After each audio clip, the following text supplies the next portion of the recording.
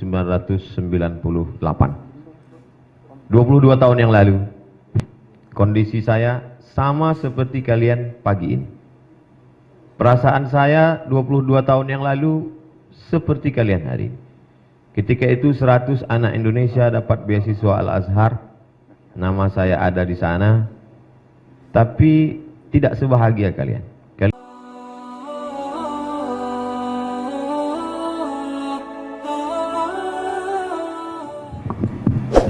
Bismillahirrahmanirrahim. Assalamualaikum warahmatullahi wabarakatuh. Alhamdulillah wassalatu wassalamu ala Rasulillah Sayyidina wa Maulana Muhammad bin Abdillah wa ala alihi wa sahbihi wa man da'a bi da'watihi wa istanna bi sunnatihi ila yaumi liqa'i rabbih Sayyidi al-Habib Ja'far al-Habshi wa Sayyidi al-Habib Abdullah al-Habshi nawartuma hadzal balad matta'ana Allah bi tuli umrikuma Ya'manallahu ma'al Habibil Mustafa fi jannatihil ula. Yang sama-sama kita hormati Bapak Wakil Gubernur Kalimantan Timur, Bapak Kepala Kantor Kementerian Agama, Ketua Majelis Ulama Indonesia, Bapak Kapolres, tokoh-tokoh yang tidak dapat saya sebutkan satu persatu. Insya Allah kita semua dimuliakan Allah Subhanahu wa Ta'ala. Amin ya Rabbal Alamin. Anak raja memakai katun, katun dipakai di Kalimantan Timur. Saya tidak lagi berpantun, sudah dihabiskan Pak Wakil Gubernur. Hanya sekedar menjawab pantun saja. Hari ini bercampur dua perasaan dalam hati saya. Pertama perasaan senang, yang kedua perasaan sedih. Kenapa senang? Karena adik-adik kelas saya mendapat beasiswa. Saya Al-Azhar, mereka juga akan berangkat ke Al-Azhar. Saya tidak mengatakan anak-anakku karena saya belum tua kali. Adik-adik kelas saya dapat sampai lebih 1,5 miliar. Itu saya pribadi sangat bahagia. Yang kedua sedih, kenapa? Karena memori saya kembali ke tahun 1998. 22 tahun yang lalu, kondisi saya sama seperti kalian pagi ini. Perasaan saya 22 tahun yang lalu seperti kalian hari ini. Ketika itu 100 anak Indonesia dapat beasiswa Al-Azhar. Nama saya ada di sana, tapi tidak sebahagia kalian. Kalian mau berangkat dilepas oleh Wakil Gubernur, dilepas oleh Habib, dilepas oleh Ketua MUI, dilepas oleh Kapolres, dilepas oleh Kementerian Agama. Sedangkan saya pergi sendiri, pulang sendiri. Pergi tak diantar, pulang tak dijemput. Lalu kemudian memang nasib malang tak dapat ditolak, untung tak dapat diraih. Tahun 97 terjadi krisis moneter. Maka yang sebelumnya $1 itu Rp2.000, tepat pada saat saya berangkat 98, $1 itu Rp17.000. Jadi waktu itu yang mendapat beasiswa 100 orang, yang bisa berangkat hanya 74 orang. Yang lain tidak bisa menanggung ongkos biaya.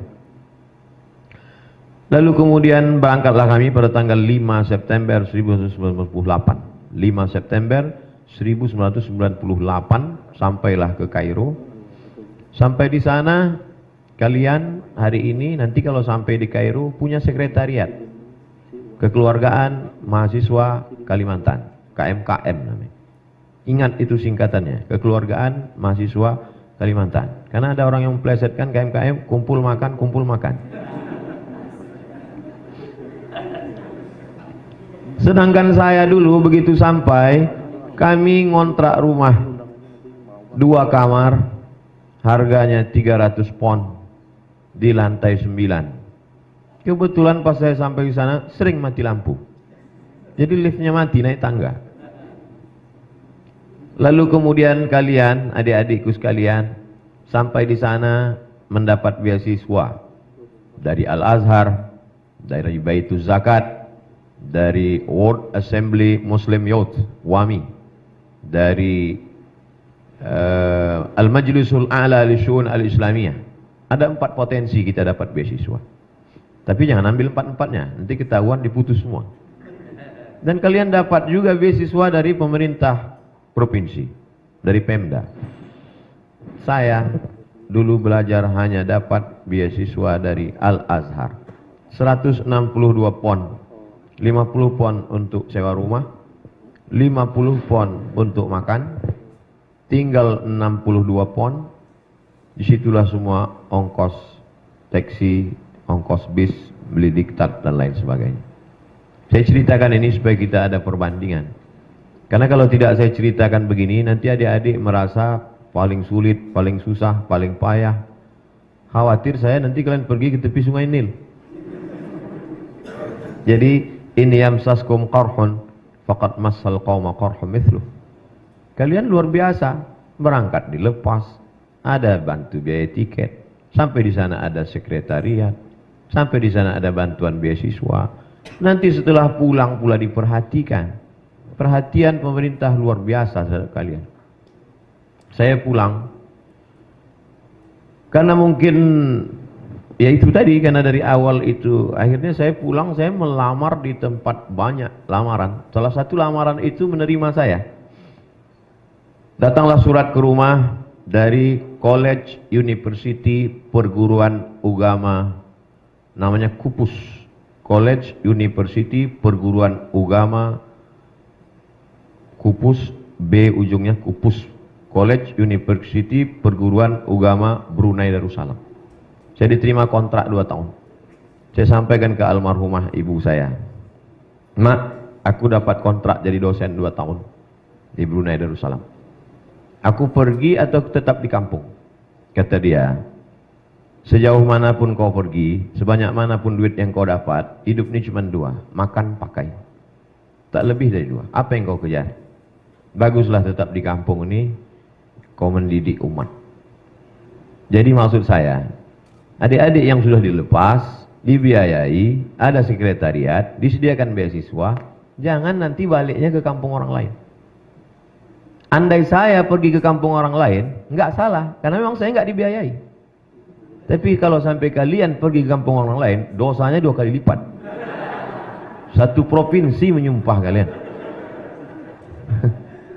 Nanti pulang, sebesar apapun tawaran di tempat lain, ingatlah cakap saya ini. Nanti kalian pulang akan menjadi doktor pakar tafsir, doktor pakar hadis, doktor usul fikih. Tawaran-tawaran berdatangan. Ingat dulu waktu almarhum Abdul Somad melepas kami. Mestinya kalian sedih, jangan ketawa. Kalian ingat bahwa hidup ini yang dicari. Apapun jabatan, sekaya apapun kalian, mau jadi dosen internasional, hidup ini cuma 2, makan, pakai. Dan setebal-tebalnya makanan, sebanyak-banyaknya makanan, paling nambuh 2-3 kali. Kalau ada orang tambah makan sampai 4 kali, itu ususnya bocor. Setebal-tebalnya pakaian, pakaian sunnah paling 3 lapis. Di dalam itu jubbah, di luar itu burdah, di atas itu imamah. Itulah pakaian dipakai Habib, sunnah.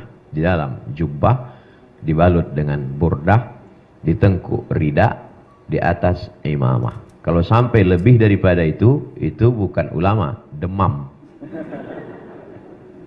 Hidup ini tak lebih daripada itu, cuman makan dan pakai. Apa yang mau dikejar? Falaula nafara min kulli firqatin minhum.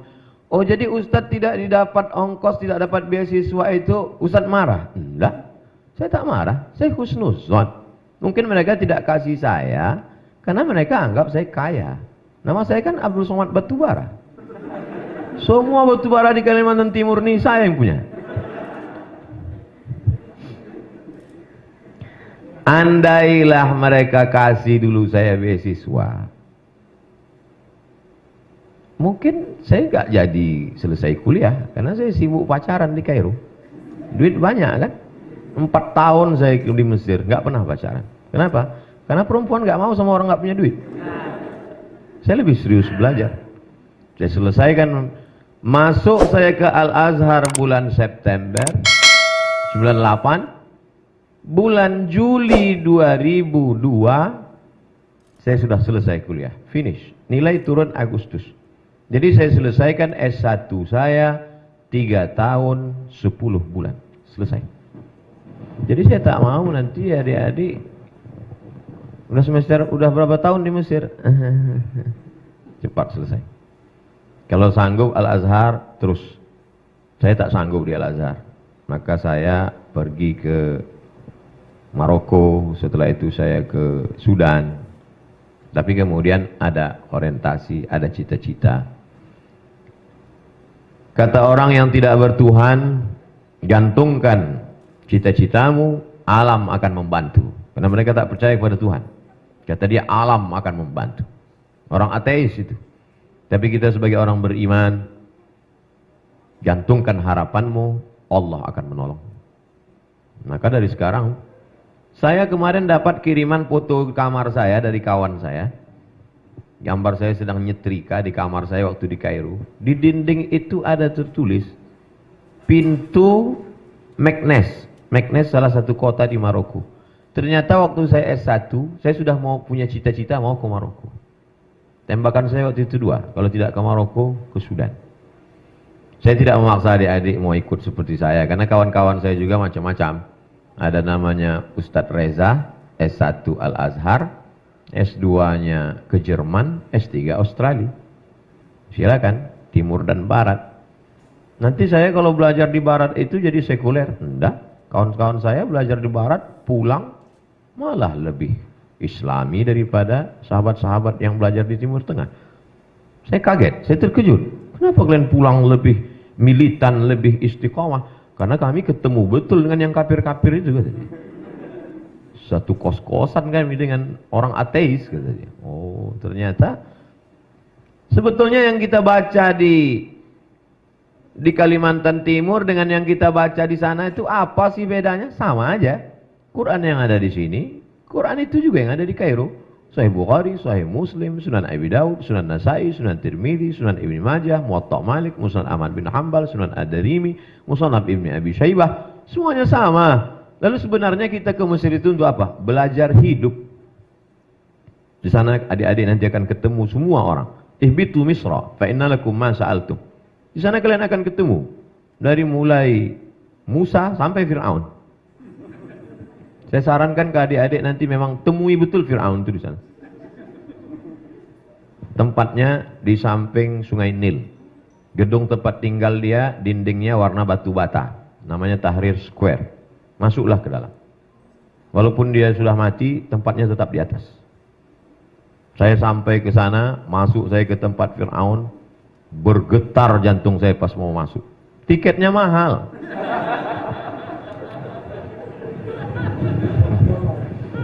Sampai ke dalam, tidak boleh foto. Mamnu' taswir. No take picture. Tak boleh ambil foto. Itu makanya saya setiap ketemu saya jamaah, boleh foto Pak Ustaz? Foto. Saya takut bilang, nggak boleh foto kayak Fir'aun aja.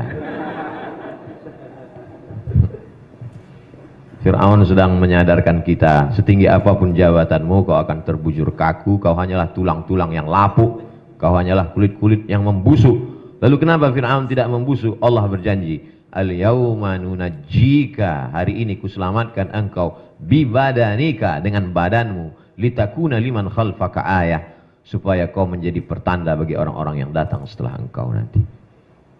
Ke Mesir, sama seperti pergi ke mall. Kalau kita mau pergi ke mall, mesti kita tetapkan target, saya pulang bawa apa. Kalau mau ke mall itu cari buku, kebetulan ada toko buku dalam mall, fokus dapat buku, pulang. Karena kalau tidak kita akan pergi ke lantai 1, lantai 2, sibuk main game, akhirnya waktu habis mall tutup, buku tak terbeli. Saya sarankan fokus pada 5 poin. Yang pertama, sukses studi. Sukses studi, S1, LC, S2, MA, S3, doktor. Dapat 3-3-nya, bagus. Bahkan ada yang sampai dapat 4. S1, S2, S3, istri, anak. Afdal. Sukses tadi. Yang kedua, sukses talaqi. Ijazah itu mangkoknya. Talaqi itu isinya. Masyarakat Kalimantan Timur menunggu ledakan bom atom yang akan pulang. Akan pulang alumni Al-Azhar, LC, MA, doktor. Mereka menunggu hafalan Qur'anmu. Mereka menunggu bacaan kitabmu. Mereka menunggu kau menggelegar. Tiba-tiba kau disuruh maju jadi imam ke depan, mereka sudah menunggu ayat apa yang kau baca. Tiba-tiba, ghairil maghdubi alaihim waladdallin. Amin. Inna a'tai. Kata dia. Hebat lagi imam kecamatan kami, kata dia. Sukses talaqi. Kalau di sini kau sudah talaqi baca Quran qiraat Hafs an Asim, talaqi qiraat Warsh, talaqi qiraat Qumbul, talaqi qiraat Ibnu Katsir, banyak qiraat. Selama ini baca hadis hanya dari buku, namanya wijadah. Maka mulailah engkau pakai sama, simak, mendengar langsung. Sampai kau bisa meriwayatkannya haddatsana wa akhbarana wa amba'ana. Qala al-Imam Syafi'i, Imam Syafi'i berkata, "Ila qara'a 'alaika faqul haddatsana wa idza qara'ta 'alaihi faqul akhbarana." Kalau engkau yang membacakan hadis itu, maka saat meriwayatkannya kau katakan akhbarana. Tapi saat itu gurumu membaca lalu kau mendengar, maka saat meriwayatkannya katakanlah haddatsana. Talaqi hadis kepada para masyayikh. Di sana ada Syekh Muhammad Abu Hashim, murid Sayyid Muhammad Alawi bin Abbas Al-Hasani Al-Maliki. Di sana ada Syekh Ali Jum'ah.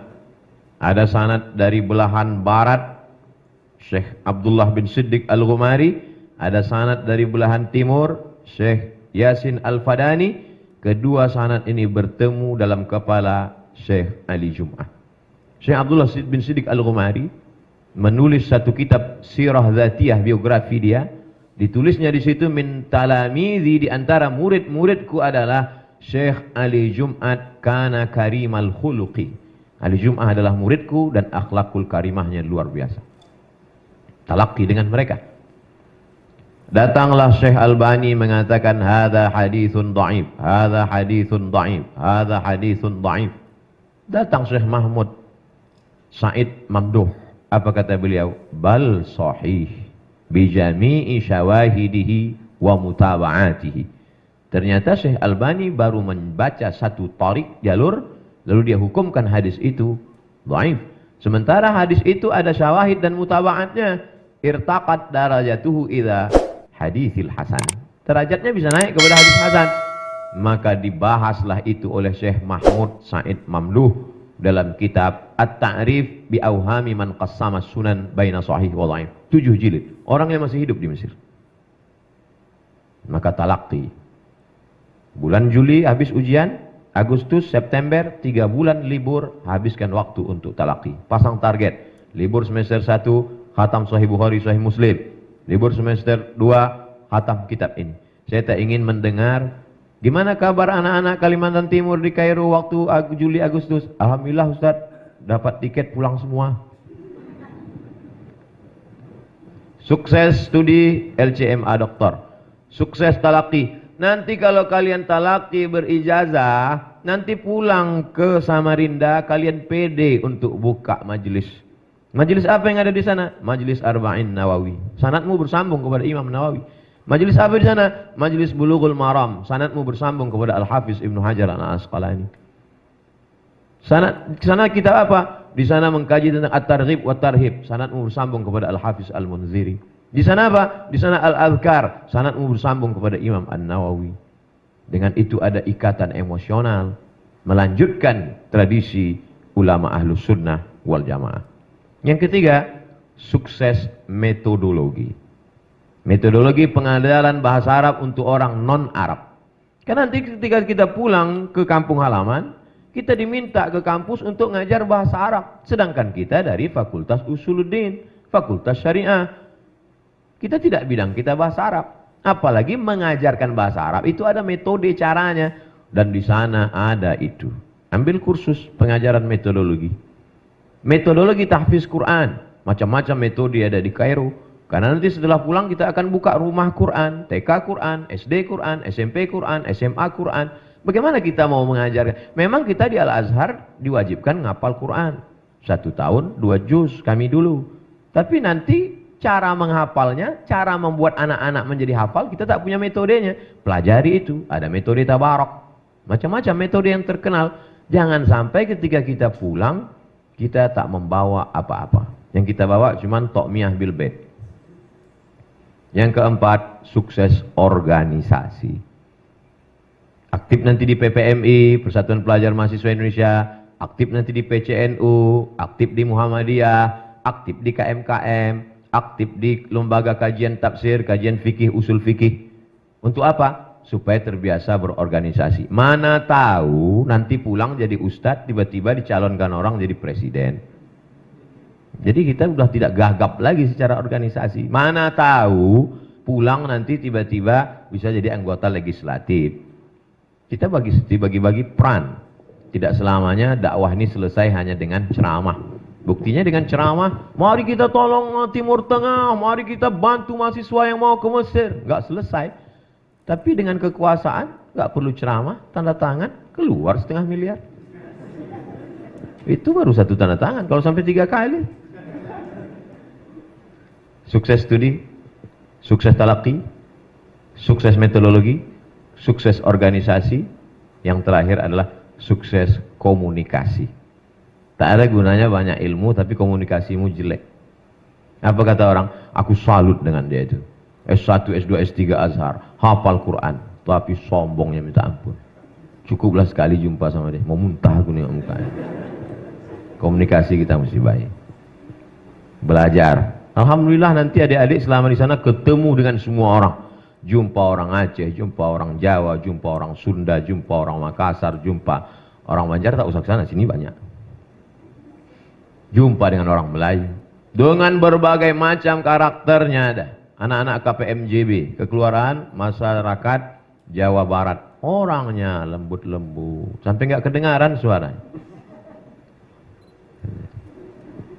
Apa kabar? Ketemu pula sama orang Medan. Bertamulah orang Jawa ke rumah orang Medan. Udah siap dia masak, kata orang Medan, makan, makan, makan. Terkejutlah semua orang Jawa. Saya yang menjelaskan. Saya bilang itu mereka bukan marah, memang suaranya begitu karena di sana angin kencang. Jumpa sama kawan-kawan kita dari Makassar. Tapi nanti setelah pulang itu akan menjadi keindahan yang luar biasa. 22 tahun perjalanan, hari ini saya keliling. Alhamdulillah, dari mulai Aceh sampai wilayah timur Indonesia, semua yang mengatur jadwal saya, itu semuanya adalah kembali ke sahabat-sahabat alumni Al-Azhar. Di dunia kita bersahabat, di dunia kita berteman, di akhirat kita akan bertetangga bersama Nabi Muhammad sallallahu alaihi wasallam. Rasanya nasihat cukuplah sudah. Adapun nanti bagaimana pulang, kami pun dulu tak tahu, tak pernah terpikir pulang akan jadi apa. Yang kami pikirkan dulu gimana supaya hafalan Quran dengan kitab ini selesai ujian. Beasiswa tak putus. Karena kalau sampai tidak naik tingkat 3 kali, DO. Kalau sudah DO, beasiswa putus, tiket pulang tidak dapat, siap-siap membuat rakit dari Sungai Nil ke Sungai Siak. Ketakutan. Tak pernah terpikir. Pernah tak Ustaz dulu terpikir akan menjadi penceramah, pergi ke sana kemari? Enggak. Pikiran saya dulu simpel aja. Pulang ke kampung, cari tanah, buka kolam ikan, tanam berkebun, buat pengajian, ngajar ngaji, itu simpel saja. Tak pernah terpikir macam-macam. Iyam saskallahu bidurrin, fala kashifalahu iyah. Wa iyuridka bi khairin, fala radda li fadlih. Yusibu bihi man yasha. Balikkan kepada Allah Subhanahu wa taala. Setelah kita berusaha, bantuan stimulan beasiswa Kaltim dan bantuan biaya transport 550 miliar. Kok Ustaz ingat? Itu saya baca. Ada lomba debat seluruh orang-orang di dunia ini. Diadakan Qatar debat di Qatar, Doha. Tiba-tiba yang juara debat itu bukan orang Mesir. Yang juara debat itu orang dari Kalimantan Timur. Artinya apa? Prestasi. Jadi kalian cetaklah karena prestasinya, maka negeri ini akan, saya yakin dan percaya, Indonesia akan tetap menjadi baldatun thayyibatun wa rabbun ghafur. Saya kira itu yang dapat saya sampaikan. Terima kasih atas segala perhatian. Mohon maaf atas segala kesilapan dan kekhilafan. Aqulu qawli hadza astaghfirullah li wa lakum wa li sairil muslimin wal muslimat. Wassalamualaikum warahmatullahi wabarakatuh.